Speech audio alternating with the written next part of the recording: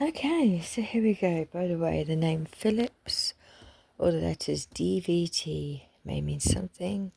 2 and 8 9 on my timer. 7:37 in the evening and 72%. So Phillips and DVT. Okay, so perhaps you got a DVT on a plane because it's 7:37 now, or perhaps you're going to. I am looking at the colour green. It's a green pipe cleaner. Perhaps you smoke a pipe, or this person smokes a pipe. I'm looking at my Henry Hoover, but the word that came into my mind was Vancouver. Anyway, so Glitch has asked me to come and explain something to you guys. When my son with the brain condition was 16, I'd only just been able to prove the brain condition roughly around that point, so he'd been living in agony for 16 years because I was told, my children were told, it's in your mother's head, there's nothing wrong with you. The autism, the ADHD, the brain condition, sleep apnea, larynx malacia, everything, the allergies, everything. Now, my son, he fell in with the wrong crowd, and he wouldn't go to school and this and that. And then one of his friends, their family were going on a holiday, and it was in the New Forest, which is a place in England. And because of his behaviour and the way he had been, I said to him, you can go for 2 days. But then Chris, that's my ex-partner, will be coming to collect you. After 2 or 3 days, you can have a little bit of time and then you come home. Now I think about it, what I should have done was kept him home until the last end part of the trip and then driven him there, let him have the 72 hours at the end of their trip, and then bring him home with them. But I wasn't thinking because everything was so up in the air. And quite frankly, I just wanted him to behave. And I said, no, you haven't been attending school properly. You've got to do this, and this. And then you can have a little bit of time with them. But because of his general behaviour, the answer was you're not staying the whole 2 weeks. Now, on day 3, he phoned me up and I thought we would be arranging times for his father to come and pick him up. Well, he point blank refused to come home and I instantly knew there was something wrong. Now, bearing in mind, my son has got brain condition and I made it very clear to his friend's family he was not to go on any G-force rides because it could really scramble his brain. Now, on day 3, he was refusing to come home. He was acting very, very odd. I still have all the recordings, actually. And because of who the friends were, I was even more concerned. Now, it turns out that I didn't know until he was away that the stepfather in this little family that he wanted to go and spend this time with was the cousin of somebody that had just brutally killed somebody in a park in the south of England. He didn't do it himself. He was the cousin of who did. And I didn't know at the time. It wasn't until I got to really sort of talking to the police on the phone about things that someone said to me, did you know that guy who's the stepfather in that little family where your son is with, who your son is with, he's the cousin of the bloke that's been charged with this killing that had happened a few weeks before, I think it was. And I phoned the police. Now, my son was 16, just diagnosed ADHD on paper, just diagnosed a brain condition on paper. Those things at least, or sleep apnea was already on paper then. His allergies, so he's allergic to everything inside and out. He's allergic to all pollens and grasses, and he's allergic to dust mites, cow's milk, and other things like carpet fibres, pet hair. It really is a struggle for him on top of his sleep apnea. It really, really is, because his environment has to be kept clean. And when he's in one of his moods, because of his type of autism, it's like he'll demand you do everything he wants, but he'll avoid doing anything you want him to do. Let me tell you, it was a very difficult time bringing him up, especially when I was told constantly that I was a liar. And my children, that was the worst part. My children were told constantly, there's nothing wrong with you. There's nothing wrong with you. Might I add, though, and when I put the complaint into the ombudsman, this is why I was disgusted that it was ignored.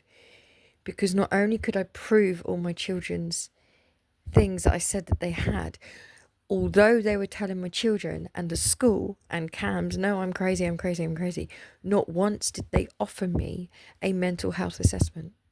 They just left my children, pushed them through years and years and years of make them do sports, make them do this, make them do that, but then telling them, don't listen to her, don't listen to her, don't listen to her. What the hell? Absolute, I honestly don't actually know how I got through that, actually. And the only reason they scanned his brain and did the final test for the ADHD is because I said, if you don't, I'm going to jump off a bridge. And I'm going to tell the news why. I'm going to invite them to watch. And that was the only reason in the end that they did the brain scan. That's not down on paper because they wouldn't put that in the final care plan. When the last time they tried to take my children, they tried to put them on emergency protection order. We all sat round a table to create a care plan. And I still have the paperwork now. On the care plan, the plan was, and they even wrote it themselves, the plan of this meeting is to make a plan. And me and my ex-partner were looking at each other like, this is now actually getting absolutely ridiculous. But there we were. I'd proved everything I was saying. And he was now in the hands of this family that were allowing him to stay past the time that I said he could stay with them. And so much so that the holiday camp they were in, they'd even lied on arrival and said, because it was all planned apparently, they'd helped plan it. This family had helped plan that, oh, it's okay, ignore her, you can stay with us for 2 weeks, she can't force you to come back. Well, actually, the law is on my side there. He was 16, he was not 18, he was 16. So I phoned the police and I explained to them, there's G-force rides, something is wrong. I can hear it in his voice and I want him home. And even if there was nothing wrong, my right as a mother was to get him brought home where he belonged. Because the other thing is, his tablets, he was refusing to take his medication. And the other deal was, he's got to take his medication with him.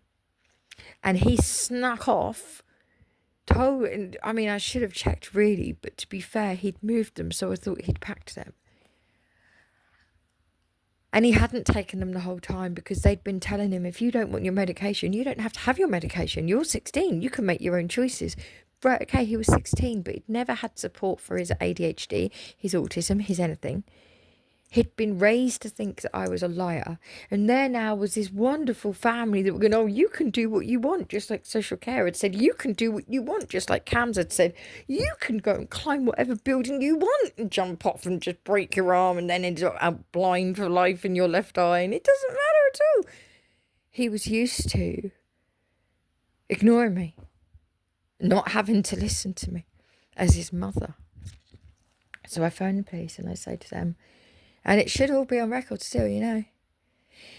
I say to them, I want him home. Okay, well, we'll go over there when we can. I said, no, he doesn't have his medication. He's got a brain condition. He is at risk.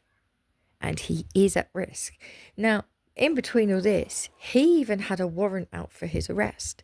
And they promised me that because of the nature of why I was so worried about him, because of his ADHD and the brain condition and where he was and what he could be doing, and in particular, this link that this man had to this convicted killer of a young girl, brutal, it was brutal.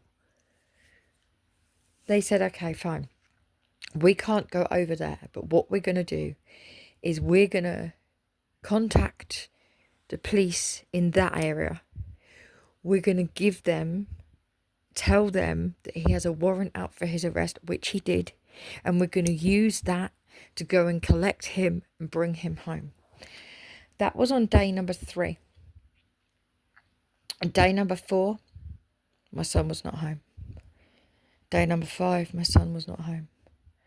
Day number 6, my son was not home. My son did not come home until their holiday was finished. And when he came home, I'd had these phone calls on and off from him where the recorded evidence that I've got, because I was recording every phone call because I knew something was wrong. When he got back, he couldn't walk properly. He couldn't really talk properly. And I said to my ex-partner, I said, they're keeping him for a reason. They've done something. Something's happened. They've done something to him or with him, something in. He was like, don't be silly. You're crazy. And they all said the same. I said, no, something is not right. They sent me some photos. There's a photo where my son does not look very comfortable. There's even a photo of them with some things that made me ask my son, did you have a young child there? And he said, no. I'm going to leave that like that.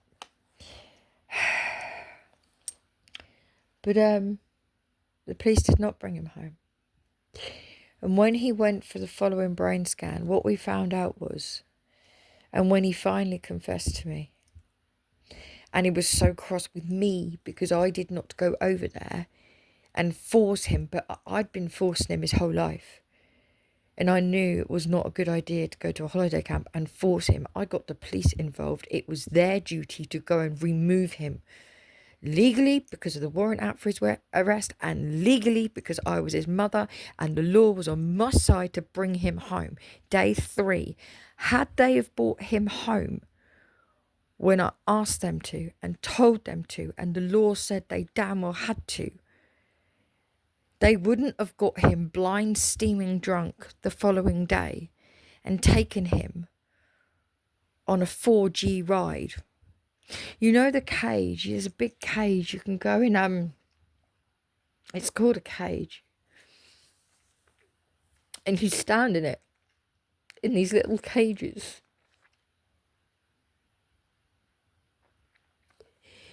And it basically spins you round like at G-force. So you're sucked into the back of the cage and you hit your head on the back of the cage and you can't get off if you don't like it. And what they did was they gave him half a litre of vodka first because he didn't want to go on. To loosen him up, he was 16. He'd already just lost his sight in his eye because no one would help me look after him. He'd broken his arm because no one would help me look after him. And when he come home, he'd changed his doctor's surgery. He'd changed everything because now apparently he didn't want to live with me. He wanted to live with this little family. He was absolutely ruined. He couldn't speak. His speech was slurring. He couldn't walk. He was completely not him. And the police done nothing. Not an apology. Not anything. As usual. And it's all down. But, you know, I don't know who you are. Maybe you're called Philip. Maybe you're going on a plane. Maybe you're going to get a DVT. Maybe you did. Maybe your child has. Maybe you told your child, I don't want you travelling somewhere, and something's happened to them while they've travelled. Or, pardon me, maybe your mother. Okay, I'm looking at these chocolates again. Oh, here.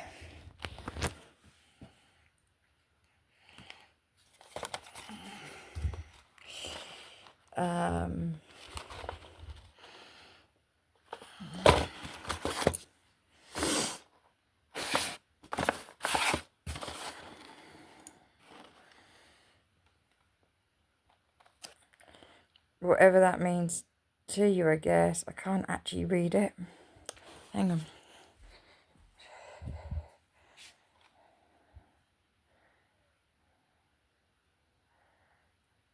Belgian royal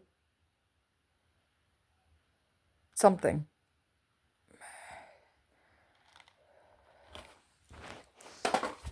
My eyes are really bad. I'm sorry, I can't read it. Belgium. So perhaps you've been there. Perhaps you live there. Perhaps your son or daughter lives there. Perhaps you told them not to go, but they wanted to go. Perhaps something happened to them when they went. I want whoever you are to know, I absolutely understand. And if your child was under 18, I'm unaware of the laws like in other countries and things, but in my country, the law was on my side. And let me tell you why they didn't deem it important enough. Why they said, "Oh yeah, we'll go, Miss Casher, we'll go. Yeah. We'll get New Forest to go and collect him and bring him home because it's your right as a mother." It was my right as a mother, and he wasn't 16 emotionally. Physically, yeah. Psychologically and emotionally, no. And what that family did to him, it took me a long time to try and get parts of him right again. But the police in my city had a duty of care. Whether they thought I was crazy or not, we had a 16-year-old that was not at home. That should have been enough to go and bring him home that day, because I didn't really know what. I didn't give permission for who he was with. And I didn't give permission for him to stay out of the house any longer than I'd already stated. And because of their neglect, their negligence towards my family, my child's safety, my rights as a mother, his rights as a child under 18, because they ignored everything, the way they treated us, that boy hasn't quite been the same. I mean, he was bad before, and he was not as in, he's a lovely, lovely boy. He's such a lovely boy. He really is. And I keep saying to his brother, I wish you'd have known him. I wish you'd have known him when he was like 5 or 6. Before he was about 7. Before it all started creeping up because of something that he went through on the Isle of Wight in a foster carer's care. He didn't live in foster care, but he was visiting a foster carer's property who was a registered foster carer who hid sexual abuse on my 4, 5, 6-year-old. Did not tell me. And I did not know. And I say to his brother all the time, I wish you'd have known him before life done what it did to him, because he was not like this. And before that holiday, he was pretty difficult to deal with. Yeah, he was. But after that holiday, he was broken. And it was me that he blamed. Me. The fact that he was so scared. He said, I was so out of it after that ride. They dragged me back to the caravan and were too scared to phone you to come and get me. They wouldn't even get me an ambulance, and I needed one. And the police left him. Had they have gone and got him when I first asked them, none of that would have happened. So whoever you are, whatever you're struggling with,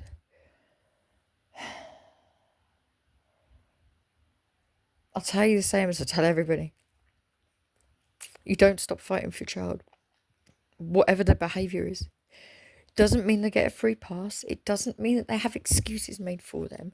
It means you don't stop fighting to get their voice heard.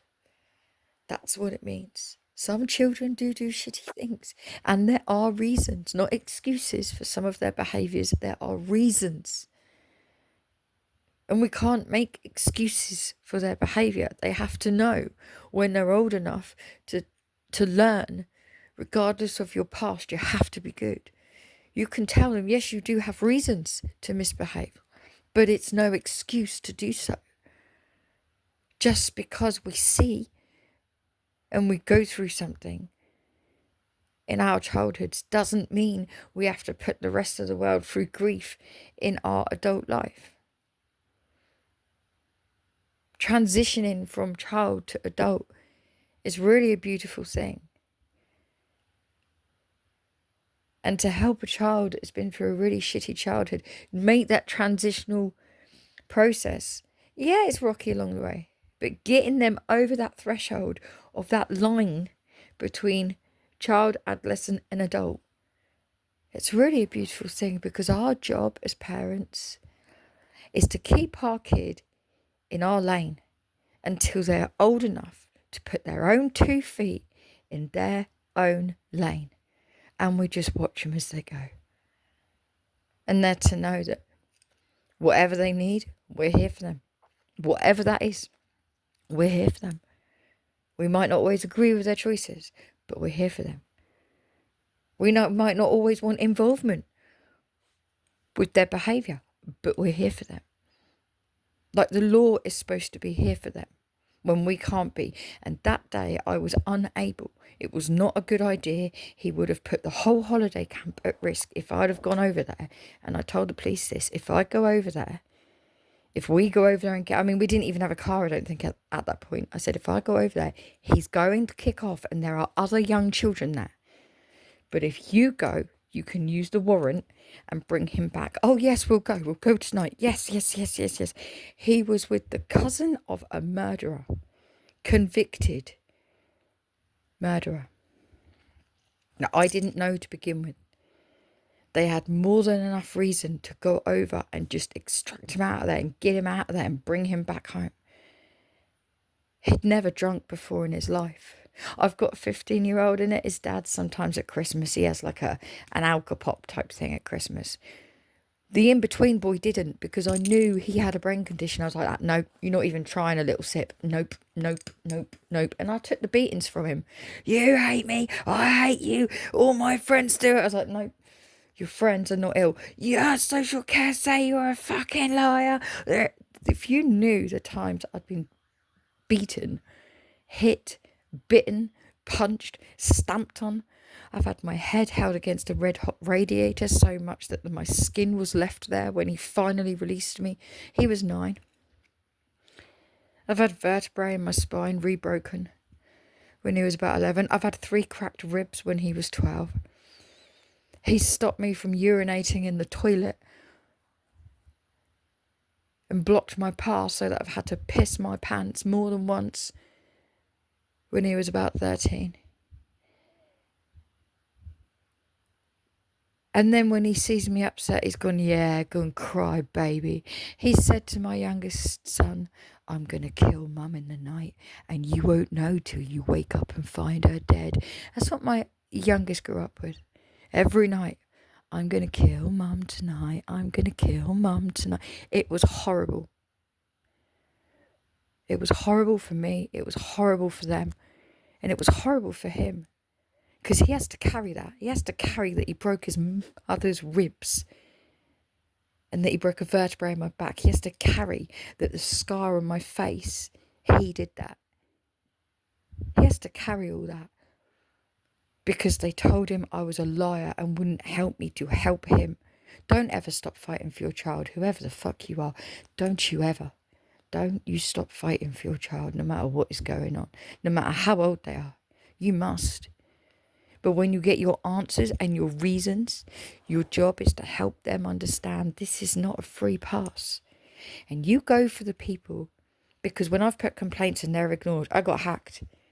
So my complaint to the ombudsman, ruined. I can't get justice for my children. I can't. Because my hacker hates me. Don't you, hacker? Hey. So I can't get justice for my children. But whoever you are, you could get justice for yours. That is why I do what I do. That is why when I say no more videos, I hang on to the tiny weeny little hope that one person out there on this stupid channel might actually be a real subscriber, that I might be helping. When I know that I'm not. I know it's just hacker being an absolute cunt to me. He doesn't want me because he's got his own wife, but he doesn't want anyone else to have me. That's what I'm dealing with. And we say it like this because it's getting put on another channel as well. But whoever you are, I've done what Glitch has told me to do. I've come and I've told you. The police did that to my child. Scrambled his brain like an egg in a damn mixer, in a whisk. Imagine sending someone with a brain condition onto that cage machine ride at G-force speed. Just imagine. That's what they did to him after getting him really drunk for the first time ever on pure vodka. That's what they did to my son. And then he came back and it was absolute hell for 6 months trying to unpick all that and get him semi-okay again, even back on his tablets again.